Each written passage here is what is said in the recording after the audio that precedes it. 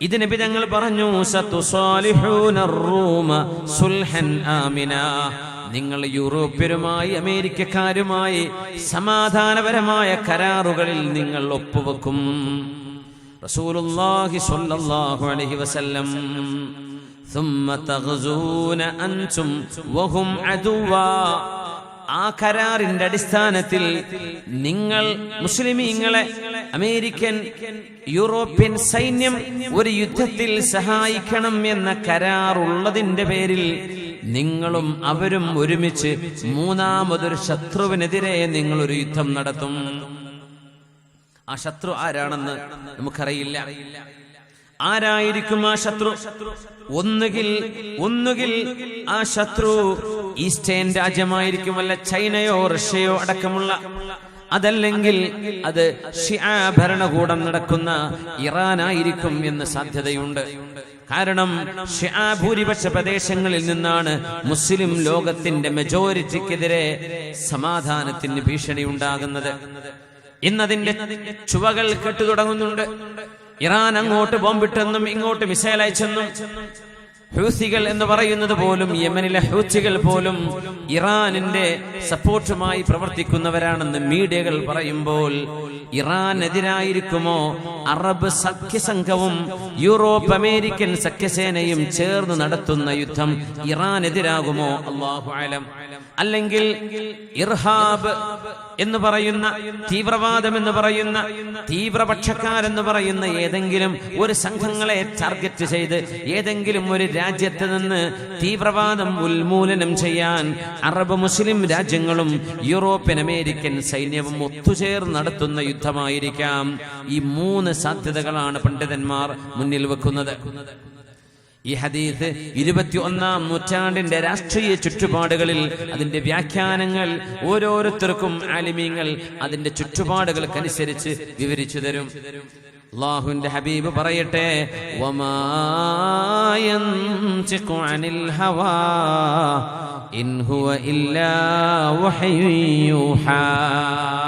വമാ യൻതിഖു, എന്റെ റസൂൽ പറയുന്നത് മുഴുവനും അനിൽ ഹവാ, അവരുടെ സ്വയ ഇഷ്ടപ്രകാരമല്ല നബി പറയുന്നത്.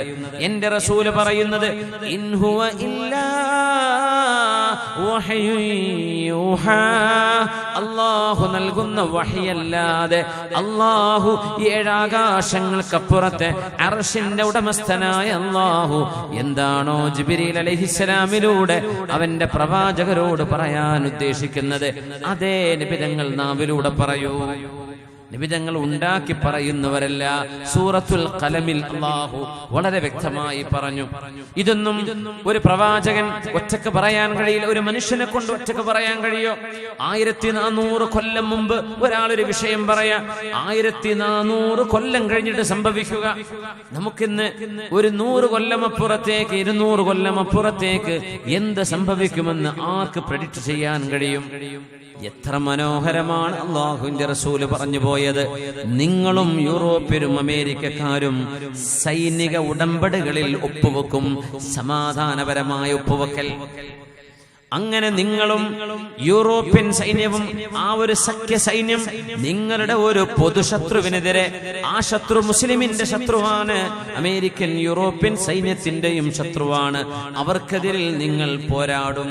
അല്ലാഹുവിന്റെ റസൂൽ സ്വല്ലല്ലാഹു അലൈഹി വസല്ലം തങ്ങൾ പറഞ്ഞു, ഫതുൻസറൂൻ, നിങ്ങൾ ജയിക്കും, വതഗ്നമൂൻ, ആ രാജ്യത്തെ ഒരുപാട് വിഭവങ്ങൾ നിങ്ങളുടെ കൈകളിലേക്ക് വരും, വതസ്ലമൂൻ, നിങ്ങൾക്കൊരു പ്രയാസവും വരാതെ നിങ്ങൾ ആ യുദ്ധത്തിൽ രക്ഷപ്പെടും.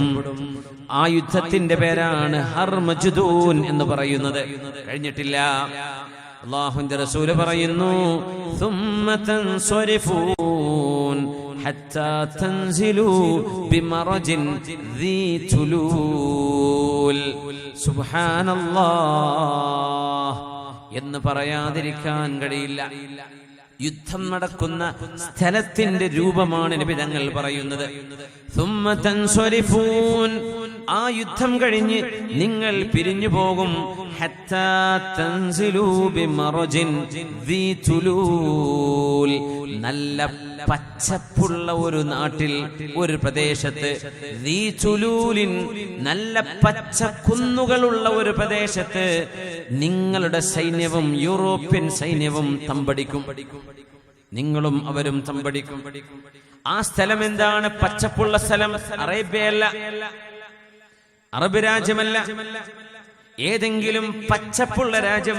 അല്ലാഹു ആലം. യൂറോപ്യൻ രാജ്യങ്ങളിലൂടെ യാത്ര ചെയ്തവർക്കറിയാം, അവിടെ പച്ച നിറഞ്ഞ തിലാലുകളാണ്. വളരെ മനോഹരമായ ഗ്രീൻ ഹിൽസുകൾ, മനോഹരമായ കുന്നുകൾ, പച്ചക്കുന്നുകൾ. ഇത് യൂറോപ്പിന്റെ പ്രത്യേകതയാണ്. നല്ല വെള്ളവും പച്ചപ്പുമുള്ള നല്ല കൊച്ചു കൊച്ചു മനോഹരമായ പച്ചക്കുന്നുകളുള്ള ഒരു സ്ഥലത്ത്, അവിടെയാണ് ഈ സൈന്യത്തിന്റെ ക്യാമ്പിംഗ് ഉണ്ടാവുക. അല്ലാഹുവിന്റെ റസൂൽ ആ പ്രദേശത്തിന്റെ ഫിസിക്കൽ ഡിസ്ക്രിപ്ഷൻ ആണ് നൽകുന്നത്, അവിടുത്തെ പ്രത്യേകത. എന്നിട്ട് എന്തു പറഞ്ഞു? ഹബീബായ നബി തങ്ങൾ പറയുന്നു, ഫയർഫഉ റജുലുൻ മിൻ അഹ്ലിസ് സ്വലീബി സ്വലീബഹു. ക്രിസ്ത്യാനികളായ ആളുകൾ യൂറോപ്യൻ സൈന്യത്തിലുണ്ട്. അവരിൽ നിന്ന് ഒരാൾ ഒരു കുരിശ് ഇങ്ങനെ ഉയർത്തിപ്പിടിക്കും.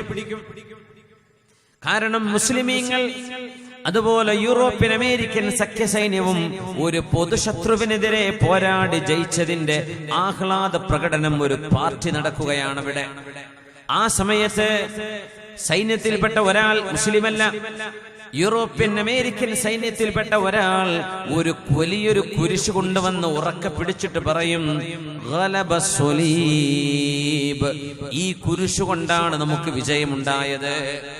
അതിൽപ്പെട്ട ഏതോ ഒരു ഫനാറ്റിക്, ഒരു തീവ്രമായ മതവിശ്വാസി, തീവ്രമായ ക്രിസ്തീയ മതത്തിൽ വിശ്വസിക്കുന്ന തീവ്ര സ്വഭാവക്കാരനായ ഒരാൾ ഈ സഖ്യസേനകൾ ഒരുമിച്ച് ചെയ്ത് നടത്തിയ യുദ്ധത്തിൽ വിജയം കണ്ടത് കുരിശിന്റെ പിന്നിലാണ്, കുരിശുകൊണ്ടാണ്, കുരിശാണ് അതിന് കാരണം എന്ന് പറയും.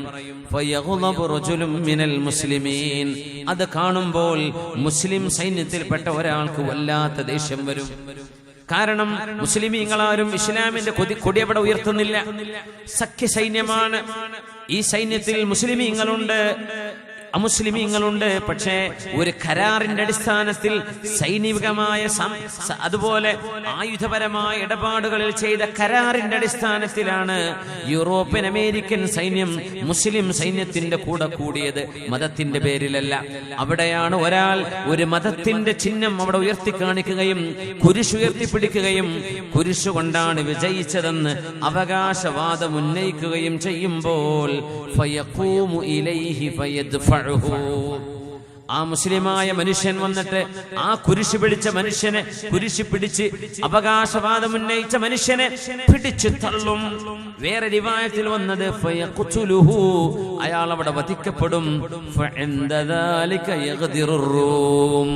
ആ ക്രിസ്ത്യാനിയായ മനുഷ്യന്റെ മരണം സംഭവിക്കുന്നതോടുകൂടെ തന്നെ റോമൻ സൈന്യം നിങ്ങളുമായുള്ള കരാർ പൊളിക്കുകയും നിങ്ങളെ വഞ്ചിക്കുകയും ചെയ്യുമെന്ന് ഹബീബുനാ റസൂലുള്ളാഹ്. വയജ്തമിഊന ലിൽ മൽഹമ, എന്നിട്ട് ഏറ്റവും വലിയ രക്തച്ചൊരിച്ചിലുള്ള അൽ മൽഹമത്തുൽ കുബ്ര എന്ന് പറയുന്ന ലോക മഹായുദ്ധത്തിന് അവിടെ വേദി ഒരുങ്ങും. അതായിരിക്കും വേൾഡ് വാർ 3 എന്ന് നമുക്ക് അനുമാനിക്കാം, അല്ലെങ്കിൽ അതിന്റെ മുമ്പ് അത് വേൾഡ് വാർ 4 ആയിരിക്കാം. അല്ലാഹു അലം. الملحمة الكبرى فيأتون تحت 80 غاية. അവര് വരുന്നത് 80 കൊടികൾക്ക് കീഴിലാണ്. അവരുടെ കൊടി 80 കൊടികളുണ്ടവർക്ക് സൈന്യത്തിന്. ഓരോ ബറ്റാലിയന്റെ കീഴെയും ഓരോ കൊടിക്ക് കീഴെയും തഹ്ത കുല്ലി റായത്തിൻ 12,000 സൈന്യം ഓരോ കൊടിക്ക് കീഴിലുണ്ട്. അങ്ങനെ 80 കൊടിയാൽ വലിയ ഒരു യുദ്ധത്തിന് അവിടെ തുടക്കം കുറിക്കുമെന്ന് ഹബീബുനാ റസൂലുള്ളാഹി സ്വല്ലല്ലാഹു അലൈഹി വസല്ലമ തങ്ങൾ ഇനി നടക്കാൻ പോകുന്ന അറബ് ലോകത്തും മുസ്ലിം ലോകത്തും നടക്കുന്ന സംഭവ വികാസങ്ങളെ പരിശുദ്ധമായ വഹീന്റെ വെളിച്ചത്തിൽ നമുക്ക് പറഞ്ഞു തരുന്നു.